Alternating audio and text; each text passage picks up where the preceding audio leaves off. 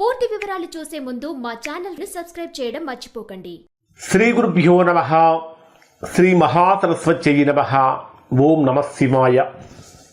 Narayana Sastry astrology channel వీక్షిస్తున్నటువంటి ప్రేక్షక మహాశీలకు స్వాగతం సుస్వాగతం. ఈరోజు మనము 2026 సంవత్సరం జనవరి నుంచి డిసెంబర్ వరకు అంటే ఓవరాల్ ద ఇయర్ 2026 సింహరాశి వారికి ఏ విధంగా ఉండబోతుంది అని కనుక మనం పరిశీలించినట్లయితే సింహరాశి వారికి ఏ విధంగా ఉండబోతుంది, వీరి యొక్క ఆదాయ వ్యయాలు ఎలా ఉన్నాయి అనేది కూడా పరిశీలిద్దాం.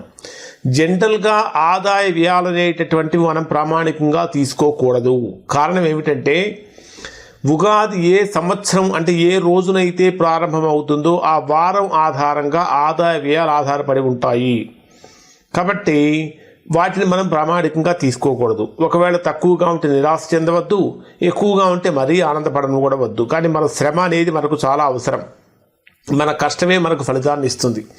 ఇక్కడ సింహరాశి వారిని కనుక పరిశీలిస్తే సింహరాశి వారికి ఓవరాల్గా అంటే శాస్త్రీయమైనటువంటి వివరణ, గోచార సూత్రాలు, గ్రహ భావకారకత్వాలు, రాశి దృష్టులు, వక్రగతుల యొక్క ప్రభావాలను కలిపి సంవత్సరం మొత్తం ఏ విధంగా ఉంటుందో తెలియజేస్తాను.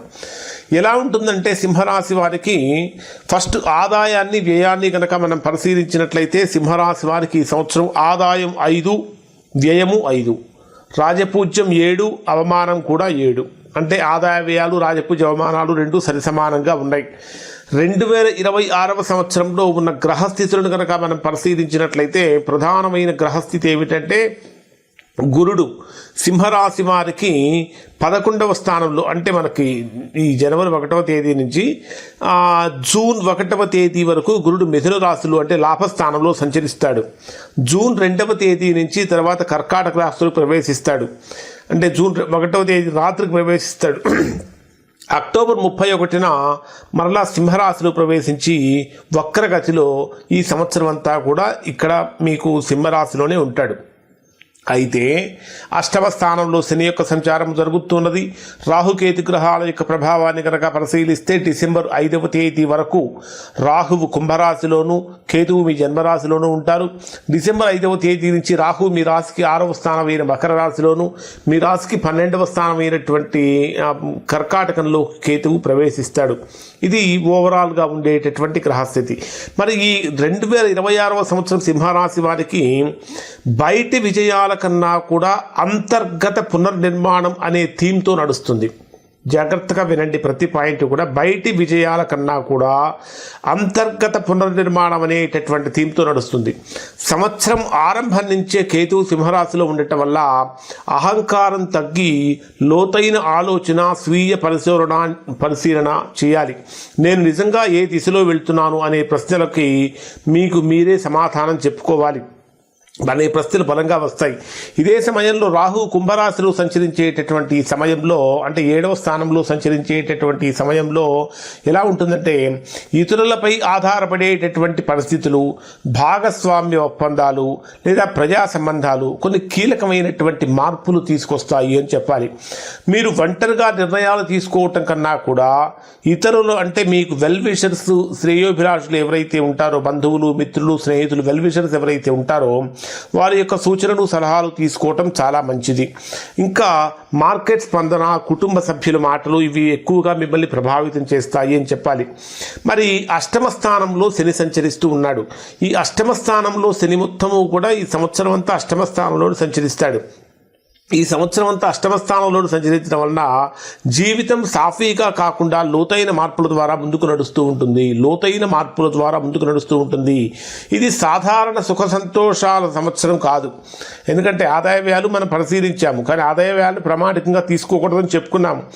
8వ శని యొక్క ప్రభావం కారణం చేత ఇది ఏ విధంగా ఉంటుందంటే సాధారణమైనటువంటి సుఖ సంతోషాల సంవత్సరం కాదు, కానీ జీవితాన్ని స్థిరంగా బలంగా మార్చే కర్మశుద్ధి సంవత్సరంగా మారబోతుంది. జీవితాన్ని బలంగా స్థిరంగా మార్చేటటువంటి అంటే ఎక్కడైతే సమస్యలు కలుగుతూ ఉంటాయో వాటి మీద గట్టిగా పోరాటం చేస్తూ ఉంటారు కాబట్టి ఆ పోరాట పటిమతోటి కర్మశుద్ధి సంవత్సరంగా మారుతుంది. పాత అప్పులు కానీ ఆరోగ్య సమస్యలు కానీ ఇవేవి కూడా నిర్లక్ష్యం చేయకూడదు. కుటుంబంలో దాచిన సమస్యలు కూడా దాచిపెట్టి ఉంచకూడదు.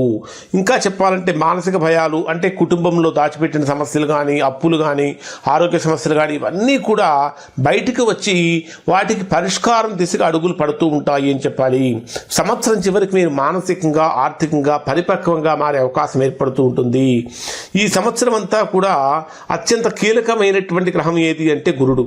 ఈ గురుడు మనకు మనం జనవరి 1 నుంచి చెప్పుకుంటున్నాం కాబట్టి జనవరి 1వ తేదీ నుంచి జూన్ 1వ తేదీ వరకు మిథున రాశి 11వ స్థానంలో లాభస్థానంలో సంచరిస్తున్నటువంటి కారణం చేత అనేక రకాలైనటువంటి ఆర్థిక లాభాలు, ఆదాయం పెరగటము, పెద్దల యొక్క ఆశీర్వాదము ఇవన్నీ కూడా కలుగుతాయి. దాంతోపాటు నెట్వర్కింగ్ కూడా బాగా బలపరుస్తాడు అని చెప్పాలి. నెట్వర్కింగ్ కూడా బాగా బలపరుస్తాడు. ఇంకొకటి ఏమిటంటే ఈ సంవత్సరం గురుడు ఈ జనవరి 1 నుంచి జూన్ 1వ తేదీ వరకు లాభస్థానంలో సంచరించేటటువంటి పీరియడ్ అంతా కూడా సింహరాశి వారికి గోల్డెన్ పీరియడ్గా మారబోతుంది అని చెప్పాలి. ఇక జూన్ 1వ తేదీ రాత్రి 1:50 మరలా కర్కాటక రాశిలోకి ప్రవేశిస్తాడు. ఎప్పుడైతే జూన్ 1వ తేదీ రాత్రి నుంచి గురుడు కర్కాటక రాశిలోకి ప్రవేశిస్తాడో యమునా నది పుష్కరాలు ప్రారంభమవుతాయి. జూన్ 2వ తేదీ నుంచి జూన్ 13వ తేదీ వరకు యమునా నది పుష్కరాలు కూడా ప్రారంభమవుతాయి. కాబట్టి ఎప్పుడైతే 12వ స్థానంలోకి ప్రవేశిస్తాడో ఊహించినటువంటి ఖర్చులు పెరగటం కానీ, విదేశీ సంబంధాలు బలపడటం కానీ, ఆధ్యాత్మికత పెరగటం కానీ, లేదా ఒంటరిగా ఉండాలని కోరిక పెరగటం కానీ ఎక్కువగా జరుగుతూ ఉంటుంది. అక్టోబర్ 31న సింహరాశిలో ప్రవేశించి వక్రగతిలో ఉండటం వలన అత్యంత కీలకమైనటువంటి దశగా ఇది మారబోతూ ఉంటుంది అని చెప్పాలి. ఇక తర్వాత విద్య అంటే వివిధ రంగాలను కనుక మనం పరిశీలించినట్లయితే విద్య, ఉద్యోగము, సాఫ్ట్వేరు, పోటీ పరీక్షలు మొదలైనటువంటి వాటన్నిటిని కనుక పరిశీలించినట్లయితే 2026వ సంవత్సరంలో మొదటి 5 నెలలు విద్యార్థులకు కానీ, సాఫ్ట్వేర్ ఉద్యోగులకు కానీ, ఐటీ, కమ్యూనికేషన్, మార్కెటింగ్, మీడియా రంగాల్లో ఉన్నటువంటి వారికి అత్యంత అనుకూలంగా ఉండబోతుంది. ఎందుకంటే గురుడు 11వ స్థానంలో సంచరించేటటువంటి సమయంలో బ్రహ్మాండమైనటువంటి మంచి ఫలితాలు రాబోతూ ఉన్నాయి. ఇంటర్వ్యూస్కి అటెండ్ అయ్యేటటువంటి వారు ఖచ్చితంగా సెలెక్ట్ అవుతారు. ఇంటర్వ్యూలో సెలక్షన్స్ కానీ, రిఫరెన్స్ ద్వారా కూడా ఉద్యోగాలు వచ్చే అవకాశాలు కలుగుతూ ఉంటాయి. టీమ్ లీడర్ అంటే మీరు ఒక టీమ్ లీడర్గా డెవలప్ కావడానికి, లేదా టీమ్ లీడర్ల యొక్క సహాయ సహకారాలు మీకు అందడానికి అనుకూలంగా మారుతుంది. ముఖ్యంగా జనవరి, మార్చి మధ్యకాలంలో కనుక పరిశీలించినట్లయితే మీరు పెట్టినటువంటి దరఖాస్తులు ఏవైతే ఉంటాయో అవన్నీ కూడా సంపూర్ణమైనటువంటి ఫలితాన్ని ఇస్తాయి. కానీ ఏప్రిల్, మే నెలల్లో కనుక తీసుకుంటే ఈ అష్టమ స్థాన శని ప్రభావం కారణం చేత, ఈ శని ఎక్కువగా ఉన్నటువంటి కారణం చేత చదువులో ఆలస్యం కానీ, సిలబస్ కొంచెం భారంగా అనిపించడం కానీ, నాకు ఇది సాధ్యమా అనేటటువంటి నెగిటివ్ థాట్స్ రావటం కానీ జరుగుతూ ఉంటుంది అనే అనుమానాలు రావచ్చు. ఇది నిజమైనటువంటి అడ్డంకి మాత్రము కాదు, ఇది మానసికమైనటువంటి పరీక్ష మాత్రమే. ఈ దశలో నిరంతరమైన శ్రమ గనక కొనసాగిస్తే జూన్ నుంచి బ్రహ్మాండమైనటువంటి ఫలితాలు మరలా మీరు పొందుతారు. జూన్ 1వ తేదీ తర్వాత గురుడు 12వ స్థానంలోకి వెళ్ళడంతో ఉద్యోగ మార్పులు అనేటటువంటివి జరుగుతూ ఉంటాయి. ప్రాజెక్ట్ ట్రాన్స్ఫర్స్ కానీ, విదేశీ ఆఫర్స్ కానీ, నైట్ షిఫ్ట్స్ కానీ ఇట్లాంటివన్నీ కూడా, లేదా వర్క్ ఫ్రమ్ హోమ్ లాంటివి చేయటం, ఇట్లాంటివన్నీ కూడా జరుగుతూ ఉంటాయి. సాఫ్ట్వేర్ రంగంలో ఉన్నటువంటి వారికి, లేదా బ్యాక్ ఎండ్లో పనిచేసేటటువంటి వారు గొప్ప గొప్ప ఫలితాలు పొందే అవకాశాలు ఉంటాయి. అంటే ఇది తక్షణం గుర్తింపు, అంటే బ్యాక్ ఎండ్లో పనిచేసే వారికి, సాఫ్ట్వేర్ రంగంలో ఉన్న వారికి తక్షణం గుర్తింపు ఉన్నట్టుగా లభించినా అది అమలు కావడానికి కొంచెం ఆలస్యం అవుతుంది అని చెప్పాలి. అక్టోబర్ 31వ తేదీ తర్వాత గురుడు మీ రాశిలోనే వక్రంలో ఉన్నటువంటి కారణం చేత చదువు, కెరియర్ పూర్తిగా మారే నిర్ణయాన్ని తీసుకుంటూ ఉంటారు. ఇది 2027 నాటికి బలమైనటువంటి పునాది వేస్తుంది అని చెప్పాలి. ఇక వ్యాపార పరంగా, ఆర్థికంగా, వ్యవసాయ పరంగా, పెట్టుబడుల పరంగా కనుక మనం పరిశీలించినట్లయితే వ్యాపారస్తులకు 2026వ సంవత్సరం 2 భాగాలుగా మనకు విభజించబడుతుంది.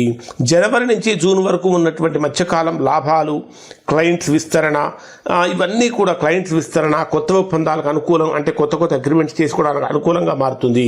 ముఖ్యంగా కమిషన్ వ్యాపారం కానీ, ఐటీ సర్వీసులు కానీ, తర్వాత consultancy, trading, digital marketing, online వ్యాపారాలు మంచి వృద్ధిని సాధిస్తాయి. అలానే రాహు 7వ స్థానంలో ఉండటం వల్ల భాగస్వామ్య వ్యాపారాలలో కూడా కొత్త కొత్త అవకాశాలు మీకు వస్తూ ఉంటాయి. కానీ ఒప్పందాలు రాసి చేసుకోవటం అంటే కేవలం మాట మీద కాకుండా ఒక పేపర్ మీద వాటిని రాసి చేసుకోవటం వల్ల మంచి ఫలితాలు పొందుతారు. జూన్ తర్వాత కనుక తీసుకుంటే ఖర్చులు పెరుగుతూ ఉంటాయి. కార్యాలయ మార్పు కనిపిస్తూ ఉంటుంది. విదేశీ ప్రయాణాలు కనిపిస్తూ ఉన్నాయి. పన్నులు, రవాణా పన్నులు, రుణాల చెల్లింపులు ఇవన్నీ కూడా పెరుగుతూ ఉంటాయి. ఇది నష్టం కాదు, కానీ భవిష్యత్తు కోసం పెట్టే పెట్టుబడిగా ఖచ్చితంగా భావించాలి. వ్యవసాయ రంగంలో ఉన్నటువంటి సింహరాశి వారికి జూన్ సెప్టెంబర్ మధ్యకాలంలో నీటి వనరులు, భూమి సంబంధిత ఖర్చులు పెరుగుతాయి. కానీ పంట దిగుబడి మాత్రం దీర్ఘకాలంలో లాభదాయకంగా మారుతుంది అని చెప్పాలి. ఇక డిసెంబర్ 5వ తేదీ తర్వాత ఎప్పుడైతే రాహుకేతు గ్రహాల యొక్క రాశి మార్పు కూడా జరుగుతూ ఉన్నదో అప్పుడు ఏం జరుగుతుందంటే రాహుకేతు గ్రహాల రాశి మార్పు జరగటం వల్ల అప్పులు తగ్గటం కానీ, ఏదైనా కేసులు కానీ ఉంటే వాటి నుంచి బయటపడటం కానీ, కాంపిటేటివ్ ఎగ్జామ్స్ రాసేటటువంటి వారు మంచి ఫలితాలు పొందడం కానీ, విదేశీ యోగం కోసం ప్రయత్నించే వారికి విదేశీ యోగ అవకాశాలు కానీ కలుగుతూ ఉంటాయి. ఇక కుటుంబ పరంగా, వివాహ పరంగా, సంబంధాల పరంగా, ఆరోగ్యపరంగా ఈ సంవత్సరం సింహరాశి వారికి ఎలా ఉండబోతుందంటే కుటుంబం జీవితంలో 2026వ సంవత్సరం భావోద్వేగపూరితమైనటువంటి సంవత్సరంగా మారబోతుంది. కేతువు మీ జన్మరాశిలోనే సంచరిస్తున్నటువంటి కారణం చేత కొంత మౌనంగా ఉండాలి. లోపలే మౌనంగానే ఉండాలి. బయటికి ఏది కూడా మీ యొక్క అభిప్రాయాన్ని తొందరగా లేదా హార్ష్గా ఎక్స్ప్రెస్ చేయకూడదు. కుటుంబ సభ్యులతోటి మీరు ఇంతకు ముందులాగా మాట్లాడలేరు, అంటీ ముట్టనట్టుగా లేదా ముభావంగా మాట్లాడే అవకాశాలు కూడా ఉంటాయి. కానీ ఇది విరోధం కాదు, కానీ మీలో జరుగుతున్నటువంటి అంతర్గతమైనటువంటి మార్పులు అని చెప్పాలి. రాహువు 7వ స్థానంలో ఉండటంతో దాంపత్య జీవితం, భాగస్వామ్య సంబంధాలకు ఇవి ఒక పరీక్షా కాలమా అన్నట్టుగా గురవుతూ ఉంటాయి. అనుమానాలు, ఈగో సమస్యలు, కానీ స్పష్టమైనటువంటి సంభాషణ ఉండే సంబంధం మరింత బలపడుతుంది అని చెప్పాలి. వివాహం కాని వారికి జనవరి, మే మధ్యకాలంలో సంబంధాలు కుదిరే అవకాశాలు కూడా ఉంటాయి. జూన్ తర్వాత కొంత ఆలస్యం ఉన్నప్పటికీ అది సరైన వ్యక్తిని ఎంచుకునే ప్రక్రియగా మారుతుంది. ఆరోగ్యం విషయానికి వస్తే 8వ స్థానంలో సంచరించేటటువంటి శని యొక్క ప్రభావం కారణం చేత దీర్ఘకాలిక సమస్యలు కానీ, వెన్ను సమస్యలు కానీ, కడుపు నొప్పి సమస్యలు కానీ, హార్మోనల్ ఇష్యూస్ కానీ, నిద్ర సమస్యలు కానీ వచ్చే అవకాశాలు ఉంటాయి. నిర్లక్ష్యం చేయకుండా వీటిని ఖచ్చితంగా సరైనటువంటి చర్యలు తీసుకోవాలి. మంచి వైద్యులను సంప్రదించాలి. ఈ సంవత్సరం ఓవరాల్గా కనుక తీసుకుంటే వీరికి ఏ విధంగా ఉండబోతుంది అనేది ఒక 4-5 పాయింట్లు కనుక చెప్పుకుంటే, అక్టోబర్ 31వ తేదీ తర్వాత గురుడు సింహరాశిలో వక్రంలో సంచరించేటటువంటి సమయంలో మీ జీవితం అత్యంత కీలకమైనటువంటి మలుపు తిరగబోతుంది. మీరు గత సంవత్సరాలుగా చేసిన ప్రయత్నాలన్నీ ఒక్కసారిగా తిరిగి సమీక్షించుకుంటారు. నేను ఎవరి కోసం జీవిస్తున్నాను, నాకు నిజంగా కావాల్సింది ఏమిటనే ప్రశ్నలకు మీకు మీరే సమాధానం చెప్పుకోవాలి. ఇది బాహ్యంగా పెద్ద ఫలితాల సంవత్సరం కాకపోయినా మీ భవిష్యత్తును నిర్వచించేటటువంటి సంవత్సరంగా మారబోతుంది.